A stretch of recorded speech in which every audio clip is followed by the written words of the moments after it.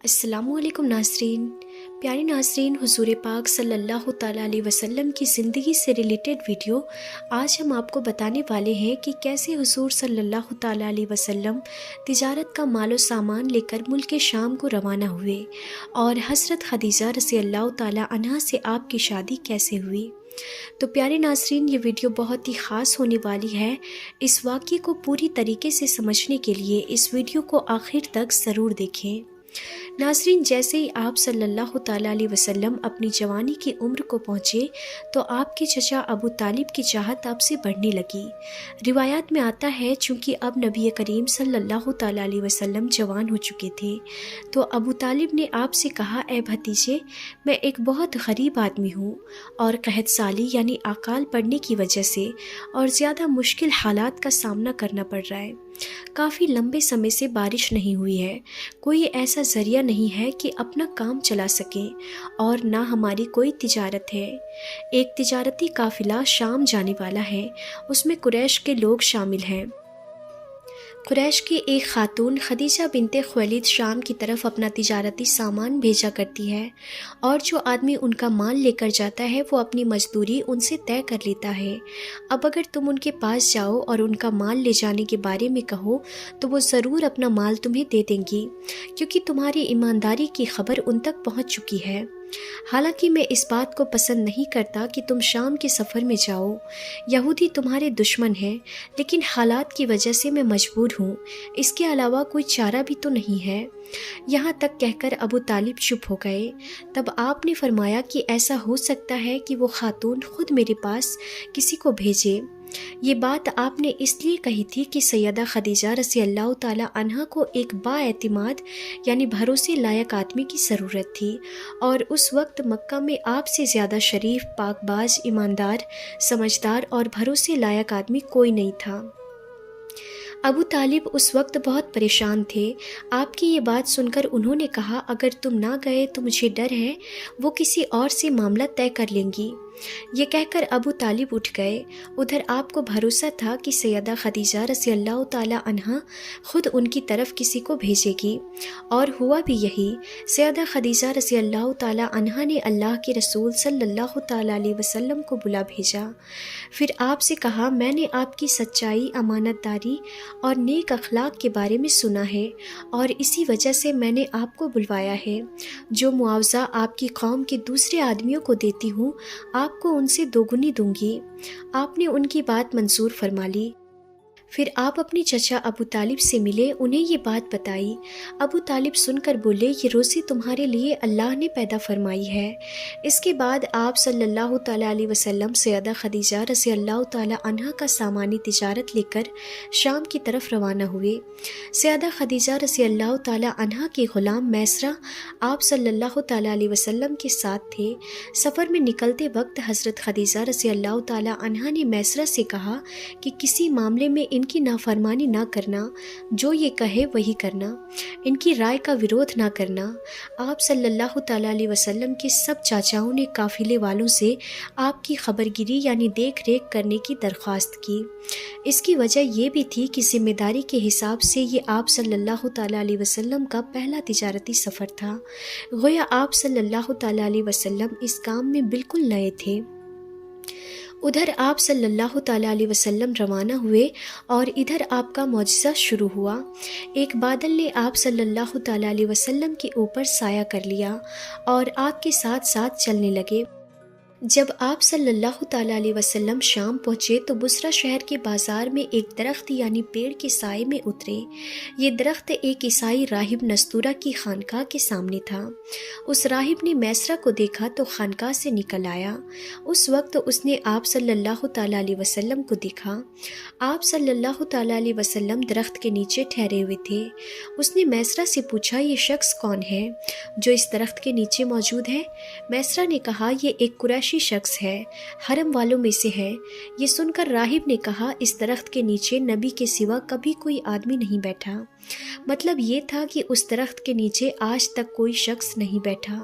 अल्लाह ताला ने इस दरख्त को हमेशा उससे बचाया है कि उसके नीचे नबी के सिवा कोई और दूसरा आदमी बैठे। इसके बाद उसने मैसरा से पूछा, क्या इनकी आंखों में सुर्खी यानी लाली है? मैसरा ने जवाब दिया, हाँ बिल्कुल है, और ये लाली इनकी आंखों में हमेशा रहती है। अब नस्तूरा ने कहा, ये वही है। मैसरा ने हैरान होकर उसकी तरफ देखा और बोले, क्या मतलब ये वही है? कौन वही? उसने कहा, ये आखिरी पैगंबर हैं। काश मैं वो ज़माना पा सकता जब इन्हें ज़हूर का हुक्म मिलेगा, यानी जब इन्हें नबूवत मिलेगी। इसके बाद वो चुपके से आप सल्लल्लाहु ताला अलैहि वसल्लम के पास पहुंचा। पहले तो उसने आप सल्लल्लाहु ताला अलैहि वसल्लम के सर को बोसा दिया, फिर आपके कदमों को बोसा दिया और बोला, मैं आप सल्लल्लाहु ताला अलैहि वसल्लम पर ईमान लाता हूँ और गवाही देता हूँ कि आप वही हैं जिनका जिक्र अल्लाह ताला ने तौरात में फरमाया है। इसके बाद नस्तूरा ने कहा, ए मोहम्मद सल्लल्लाहु ताला अलैहि वसल्लम, मैंने आप में वो तमाम निशानियाँ देख ली हैं जो पुरानी किताबों में आपकी नबूवत की निशानियों के तौर पर लिखा हुआ है। सिर्फ एक निशानी बाकी है, इसीलिए आप ज़रा अपने कंधे से कपड़ा हटाएं। आप सल्लल्लाहु ताला अलैहि वसल्लम ने अपने शानाए मुबारक से कपड़ा हटा दिया। तब नस्तूरा ने वहाँ मोहरे नबूवत को जगमगाते हुए देखा। वो फ़ौरन मोहरे नबूवत को चूमने के लिए झुक गया और फिर बोला, मैं गवाही देता हूँ कि अल्लाह ताला के सिवा कोई इबादत के लायक नहीं, और मैं गवाही देता हूँ कि आप सल्लल्लाहु ताला अलैहि वसल्लम अल्लाह ताला के पैगंबर हैं। आप सल्लल्लाहु ताला अलैहि वसल्लम के बारे में हज़रत ईसा इब्न मरियम अलैहिस्सलाम ने खुशखबरी दी थी और उन्होंने कहा था, मेरे बाद इस दरख्त यानी पेड़ के नीचे कोई नहीं बैठेगा सिवाय उस पैगंबर के जो उम्मी, हाशमी, अरबी और मक्की यानी मक्का के रहने वाले होंगे। क़यामत के दिन हौज़े कौसर और शिफात वाले होंगे। इस वाक़े के बाद आप सल्लल्लाहु ताला अलैहि वसल्लम बुसरा के बाज़ार तशरीफ़ ले गए। वहाँ आप सल्लल्लाहु ताला अलैहि वसल्लम ने माल बेचा जो साथ लाए थे और कुछ चीज़ें ख़रीदी। इस लेन देन के दौरान एक आदमी ने आप सल्लल्लाहु ताला अलैहि वसल्लम से कुछ झगड़ा किया और कहा कि खाओ बुतों की कसम। तो फिर आप सल्लल्लाहु ताला अलैहि वसल्लम ने फरमाया, मैंने उन बुतों के नाम पर कभी कसम नहीं खाई। फिर आपकी ये बातें सुनकर वो इंसान चौंक उठा। शायद वो पिछली आसमानी किताब का कोई आलिम था और उसने आपको पहचान लिया था। चुनांचे वो बोला, आप ठीक कहते हैं। इसके बाद उसने मैसरा से अकेले में मुलाकात की। कहने लगा, मैसरा, ये नबी हैं। कसम है उस ज़ात की जिसके कब्ज़े में मेरी जान है। ये वही हैं जिनका जिक्र हमारे राहिब अपनी किताबों में पाते हैं। मैसरा ने उसकी इस बात को अपने दिमाग में बिठा लिया। रास्ते में एक और वाक़या पेश आया। सैयदा खदीजा रज़ियल्लाहु ताला अन्हा के 2 ऊँट बहुत ज़्यादा थक गए थे और चलने के काबिल न रहे। उनकी वजह से मैसरा काफ़िले से पीछे रह गया। नबी करीम सल्लल्लाहु ताला अलैहि वसल्लम काफ़िले के अगले हिस्से में थे। मैसरा उन ऊँटों की वजह से परेशान हुआ तो दौड़ता हुआ अगले हिस्से की तरफ आया और अपनी परेशानी के बारे में आप सल्लल्लाहु ताला अलैहि वसल्लम को बताया। आप सल्लल्लाहु ताला अलैहि वसल्लम उसके साथ उन दोनों ऊँटों के पास तशरीफ़ लाए। उनके कमर और पिछले हिस्से पर हाथ फेरा, कुछ पढ़कर दम किया। आपका ऐसा करना था। ऊँट उसी वक्त ठीक हो गया और इस कदर तेज़ चले कि काफ़िले के अगले हिस्से में पहुंच गए। अब वो मुंह से आवाज़ें निकाल रहे थे और चलने में जोशो खरोश का इजहार कर रहे थे। फिर काफ़िले वालों ने अपना सामान बेचा। इस बार उन्हें इतना ज़्यादा फ़ायदा हुआ कि पहले कभी नहीं हुआ था। चुनांचे मैसरा ने आपसे कहा, ए मोहम्मद सल्लल्लाहु ताला अलैहि वसल्लम, हम कई साल से सैयदा खदीजा रज़ियल्लाहु ताला अन्हा के लिए सौदागरी कर रहे हैं, मगर इतना ज़बरदस्त फ़ायदा हमें कभी नहीं हुआ जितना इस बार हुआ है। आखिर काफ़िला वापस मक्का की तरफ रवाना हुआ।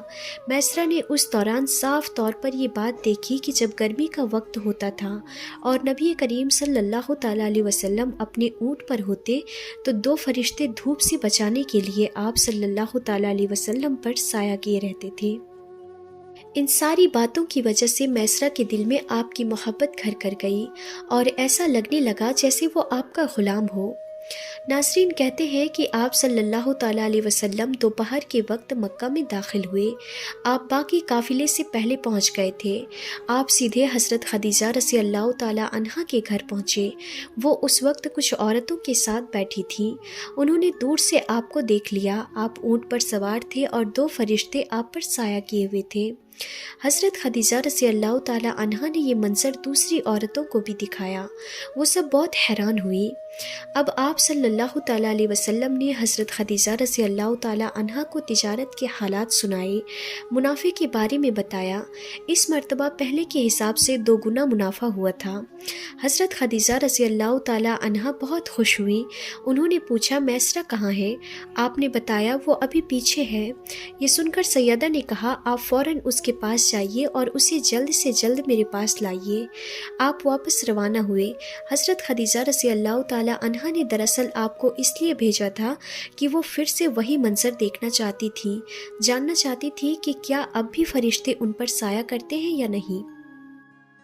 جو ہی آپ روانہ ہوئے یہ اپنے مکان کے اوپر چڑھ گئی اور وہاں سے آپ کو دیکھنے لگی۔ آپ کی شان اب بھی وہی نظر آئی۔ اب انہیں یقین ہو گیا کہ ان کی آنکھوں نے دھوکہ نہیں کھایا۔ کچھ دیر بعد آپ صلی اللہ تعالیٰ علیہ وسلم میسرہ کے ساتھ ان کے پاس پہنچ گئے۔ حضرت خدیجہ رضی اللہ تعالیٰ عنہا نے میسرہ سے کہا میں نے ان پر 2 فرشتوں کو سایہ کرتے ہوئے دیکھا ہے، کیا تم نے بھی کوئی ایسا منظر دیکھا ہے؟ جواب میں میسرہ نے کہا میں تو یہ منظر اس وقت سے دیکھ رہا ہوں جب قافلہ یہاں سے شام جانے کے لیے روانہ ہوا تھا۔ اس کے بعد میسرہ نے نستورہ سے ملاقات کا حال سنایا۔ دوسرے آدمی نے جو کہا تھا وہ بھی بتایا، جس نے بتوں کی قسم کھانے کے لیے کہا تھا، پھر اونٹوں والا واقعہ بتایا۔ یہ تمام باتیں سننے کے بعد سیدہ خدیجہ رضی اللہ تعالیٰ عنہا نے آپ سے جو مزدوری طے ہو گئی تھی اس سے 2 گنی دی، جبکہ پہلے طے کیا گیا مزدوری پہلے ہی دوسرے لوگوں کے حساب سے 2 گنی تھی۔ ان ساری باتوں سے سیدہ خدیجہ رضی اللہ تعالیٰ عنہا بہت حیران ہوئی۔ اب وہ اپنے چچا زاد بھائی ورقہ بن نوفل سے ملی۔ یہ پچھلی کتابوں کے عالم تھے۔ سیدہ خدیجہ رضی اللہ تعالیٰ عنہا نے جو کچھ خود دیکھا تھا اور میسرہ کی زبانی سنا تھا وہ سب کہہ سنایا۔ ورقہ بن نوفل اس وقت عیسائی مذہب سے تعلق رکھتے تھے، اس سے پہلے وہ یہودی تھے۔ سیدہ خدیجہ رضی اللہ تعالیٰ عنہا کی ساری باتیں سن کر ورقہ بن نوفل نے کہا اے خدیجہ اگر یہ باتیں سچ ہے تو سمجھ لو محمد اس امت کے نبی ہے۔ میں یہ بات جان چکا ہوں کہ وہ اس امت کے ہونے والے نبی ہیں۔ دنیا کو انہی کا انتظار تھا، یہی ان کا زمانہ ہے۔ پیارے ناظرین یہاں یہ بات بھی کلیئر ہو جائے کہ نبی کریم صلی اللہ تعالیٰ علیہ وسلم نے سیدہ خدیجہ رضی اللہ تعالیٰ عنہا کے لیے تجارتی سفر صرف ایک ہی بار نہیں کیا، چند سفر اور بھی کیے۔ یاد رہے کہ سیدہ خدیجہ رضی اللہ تعالیٰ عنہا ایک شریف اور پاک باز خاتون تھی۔ نسب یعنی نسل کے حساب سے بھی قریش میں سب سے اعلیٰ یعنی بہتر تھی۔ انہیں قریش کی سیدہ کہا جاتا تھا۔ قوم کے بہت سے لوگ ان سے نکاح کے خواہش مند تھے۔ کئی نوجوانوں کے پیغام ان تک پہنچ چکے تھے لیکن انہوں نے کسی کے پیغام کو قبول نہیں کیا تھا۔ نبی کریم صلی اللہ تعالیٰ علیہ وسلم تجارت کے سفر سے واپس آئے تو آپ صلی اللہ تعالیٰ علیہ وسلم کی خاصیت دیکھ کر اور آپ کی باتیں سن کر وہ آپ صلی اللہ تعالیٰ علیہ وسلم سے بہت ہی زیادہ متاثر یعنی پربھاوت ہو چکی تھی۔ لہٰذا انہوں نے ایک خاتون نفیسہ بنت امیہ کو آپ کی خدمت میں بھیجا۔ انہوں نے آ کر آپ سے کہا کہ اگر کوئی دولت مند اور پاک باز خاتون خود آپ کو نکاح کی التجا کرے تو کیا آپ مان لیں گے؟ ان کی باتیں سن کر آپ صلی اللہ تعالیٰ علیہ وسلم نے فرمایا وہ کون ہے؟ نفیسہ نے فوراً کہا خدیجہ بنت خویلد۔ پھر آپ صلی اللہ تعالیٰ علیہ وسلم نے اس رشتے کو اپنے چچا ابو طالب اور خاندان کے دوسرے بڑے بوڑھوں کے سامنے پیش فرمایا۔ بھلا حضرت خدیجہ رضی اللہ تعالیٰ عنہا جیسی پاک دامن، شریف، عقل مند اور مالدار عورت سے شادی کرنے کو کون نہ کہتا؟ سارے خاندان والوں نے نہایت ہی خوشی کے ساتھ اس رشتے کو منظور کر لیا اور نکاح کی تاریخ فکس ہوئی، اور حضور صلی اللہ تعالیٰ علیہ وسلم حضرت حمزہ رضی اللہ تعالیٰ عنہ اور ابو طالب وغیرہ اپنے چاچاؤں اور خاندان کے دوسرے لوگوں کو، شرفائے بنی ہاشم و سرداران مضر کو اپنی بارات میں لے کر حضرت بی بی خدیجہ رضی اللہ تعالی عنہا کے مکان پر تشریف لے گئے اور نکاح ہوا۔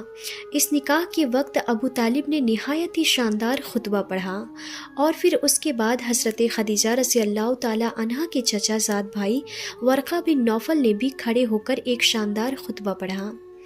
پیارے ناظرین، آپ کو بتاتے چلیں کہ سیدہ خدیجہ رضی اللہ تعالی عنہا کی اس سے پہلے بھی 2 مرتبہ شادی ہو چکی تھی۔ ان کا پہلا نکاح ابو حالہ بن زرارہ تمیمی سے ہوا تھا۔ ان سے 2 لڑکے ہند بن ابو حالہ اور حالہ بن ابو حالہ پیدا ہو چکے تھے۔ پھر ابو حالہ کے انتقال ہو جانے کے بعد سیدہ خدیجہ رضی اللہ تعالی عنہا کا دوسرا نکاح عتیق بن عابد مخزومی نامی شخص سے ہوا۔ ان سے بھی 2 اولادیں ہوئے، ایک لڑکا عبداللہ بن عتیق اور ایک لڑکی ہند بنت عتیق۔ حضرت سیدہ خدیجہ رضی اللہ تعالی عنہا کے دوسرے شوہر عتیق کا بھی انتقال ہو چکا تھا۔ اس کے بعد بیوہ کی زندگی گزار رہی تھی کہ انہوں نے آپ صلی اللہ تعالی علیہ وسلم سے نکاح کا ارادہ کر لیا۔ اس وقت سیدہ کی عمر 40 سال کے لگ بھگ تھی۔ سیدہ خدیجہ رضی اللہ تعالی عنہا کے چچا عمر بن اسد وہاں پہنچ گئے۔ ادھر نبی کریم صلی اللہ تعالی علیہ وسلم بھی اپنے چاچاؤں کو لے کر پہنچ گئے۔ نکاح کس نے پڑھایا، اس بارے میں روایات الگ الگ ہے۔ ایک روایت یہ ہے کہ یہ نکاح چچا ابو طالب نے پڑھایا تھا۔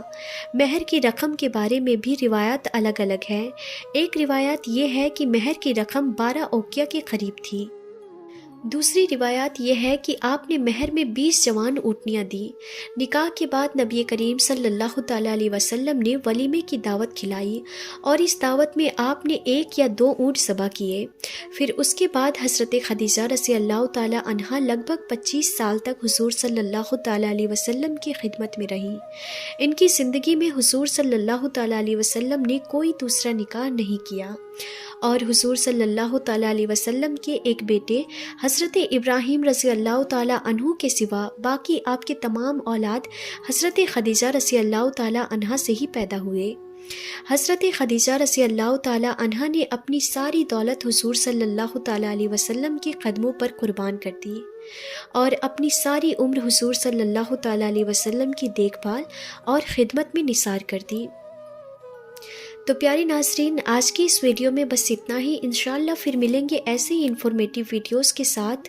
تب تک کے لیے خدا حافظ۔